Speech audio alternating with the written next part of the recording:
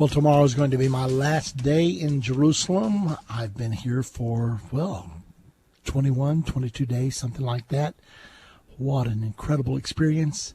Of course, I come here every year, and this year twice, with our tour group. But once the tour group left on the 9th, I've been here for the next, what's it been, 10, 11 days, just freelancing, taking care of business, opening the college. I've been teaching in the college. I've taught 3 college sessions plus spoke in some churches. So it's been an incredible time here. And just riding on the air train, riding on the buses, mixing with the Jewish people, walking their streets, looking in their faces. Well, it's been an incredible time. Now, I know, I have many people tell me, it won't work. They will not receive you. Why are you having a conference? No Jews will come out. And yet, the first thing we did, someone suggested that we put a flyer in every Jerusalem Post on the Friday circulation. So we contacted the Jerusalem Post, told them what we wanted to do. They told us how much it would cost us, and we did it. Well, I think some 58,000 were distributed. In addition to that, we advertised on Middle East television, some spots on there. So the results were terrific. When we went to the pavilion on November the 2nd, we didn't know what to expect. It was a total leap of faith. I would say a step of faith, but it was more than that. It was a leap. Nevertheless, we went there, and when we looked out on the congregation, 250 people were there. Almost, I would say, 80% of them were Jewish people. I spoke that night on the subject, Israel's future according to Bible prophecy. It was incredibly well received. In the meantime, a crew from I-24 television showed up. They recorded the entire conference. They also did an interview with myself before the conference actually began. And then they decided to follow us around Israel as we toured Israel. Nice people, took some great footage. They're also doing a documentary, and we'll tell you if we find out when that's going to be aired. Nevertheless, interesting things that everybody said, but you won't be able to enroll Jews in your college because we had projected. I felt like God laid it on my heart to start the Jerusalem Prophecy College. Well, the night of the conference, we had envelopes to pass out to each individual, and they were able to sign up for the college. 21 signed up that night. We've had 2 sessions of the college so far. We've had about 24, 25 people at each session. Hungry. Oh, they're so hungry. They didn't want to stop asking questions tonight. I just finished teaching the second session not too long ago, and I'm watching what God said. God said in Ezekiel 37, I'll bring them from the north, the south, the east, the west. Whithersoever I have scattered them, I will bring them into their own land, and they will be scattered no more. But then he said, not only will I bring them into their own land, but I'm going to put muscle on their bones and flesh on the muscle. And then he said, and I will put my spirit within them. Now, that process hasn't happened yet. But I'm telling you, it is getting ready to happen. Everything else has happened. I mean, when the Jewish people came out of Hitler's Holocaust, 6 million had died. 1/3 of the Jewish population on this earth had been snuffed out by the cruel Nazi Holocaust. And you would have never thought that the promise of God was getting ready to be fulfilled when the Jewish nation was at its lowest point since they had to flee from the Romans in 70 AD. They were at their very lowest point. Who would have believed that in 3 years the nation of Israel would be reborn after 2,000 years and 6 million had just been annihilated?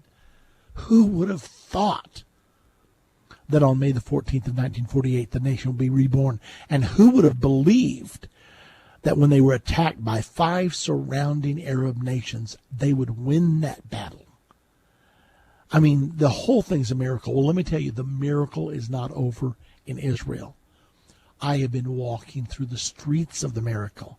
Some of you out there helped provide for the miracle. We said we wanted to buy a property so we could have our own college here, because if you rent from someone else and they find out what you're doing, sometimes the anti-missionary people will come and pressure the landlord to double your rent or to not rent to you at all. And so we needed a place where we could work from to become a headquarters from now till the rapture. And God provided that through all of you. 2 months before, in September, we were sitting at $450,000. And I said, God, what are we going to do? I'm supposed to open the college in November, and here we are. We need $982,000 just to buy the building, and we need to do it immediately. And the real estate company wrote to me, and the lawyer wrote to me saying, what we'd like to do is for you to pay 1/3 down, pay another third in 30 days, pay another third in 30 days. And I wrote him back and said, I can't do that because I don't know that I'll have the money right now. We'll have the money eventually, but I don't know right now. And so everything was sort of hanging in limbo. However, at one of our prayer times there at Endtime, at our Endtime offices, it's just like the Lord began to talk to my heart and said, I want you to teach on another Jewish Holocaust ahead. Teach from Matthew 24, where Jesus said, when you see the abomination of desolation, then let those which be in Judea flee, because then will be great tribulation, such as never been before. And Jesus was warning the people who would be living in Judea at the time, you're going to have to run for your life or you're going to be slaughtered. Well, many of them don't read the New Testament, and if they did, they wouldn't believe it, some of them. But obviously some are going to believe and escape. That's the reason Jesus bothered to warn. Some will obey the warning, some will not. Nevertheless, we did the DVD and we did the television program, and to our utter amazement, God moved on the hearts of people everywhere. And within 16 days, we raised the additional $600,000 we needed. I contacted them back, the lawyer back, and said, okay, we've got the money. Let's go. So God did this, and we were able to close on the building. And then now we come here, and we've had to go through obstacle after obstacle. But it looks like the last obstacle may well be solved tomorrow. So we're 3/4 of the way, it looks like. And so God is so good. I'm just simply telling you, though, that God used you. There are many of you I know sacrificed to give to this cause. But as I taught 24 to 28 people, I didn't count them tonight, but as I taught them today on New World Order is World Government, they were eating it up like baby birds. It was amazing.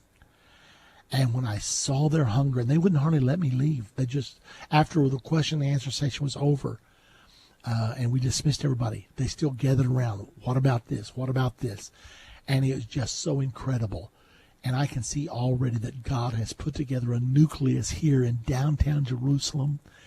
This is just so wonderful. I can hardly quit talking about it, what God is doing.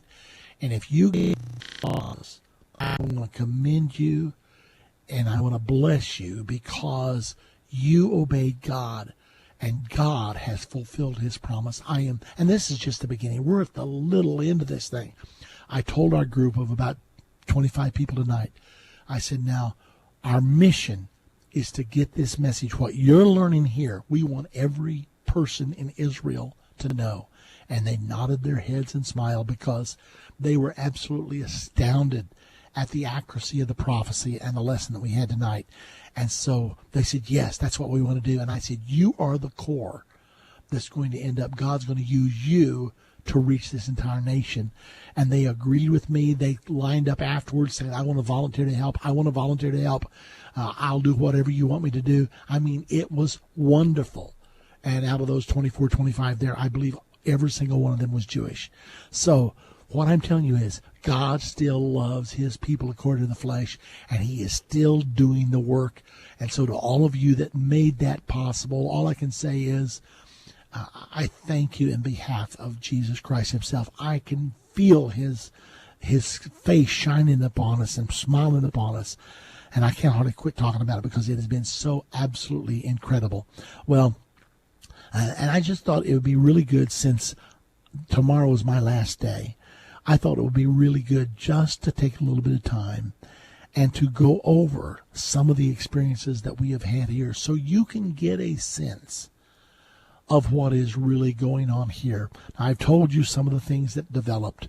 However, as I have been moving through Israel, I'm staying in a particular hotel right now, and they allowed me to stay longer at a reduced rate because I'm a tour leader, and they wanted to make a good impression on me, so I would bring our groups back because they know we've been bringing groups here every year for 20 years, and they know we're going to keep on, and our groups are probably going to grow now that all these things are happening here.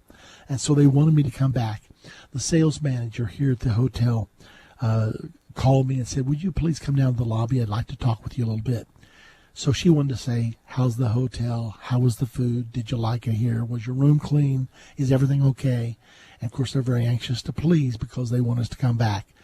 And then she began to ask, what are you doing? Why are you bringing these groups? What's going on? And I began to tell her about the Jerusalem Prophecy College, about the Prophecy Conference. Now, this is a young Jewish lady, a very sharp, she's sales manager here, a very nice, mannered Jewish girl. And we began to talk. And the more we talked, she became so enthralled and so interested. She said, what's going to happen next? Then what will happen? Does the Bible say that? And yes, I was telling her the whole thing.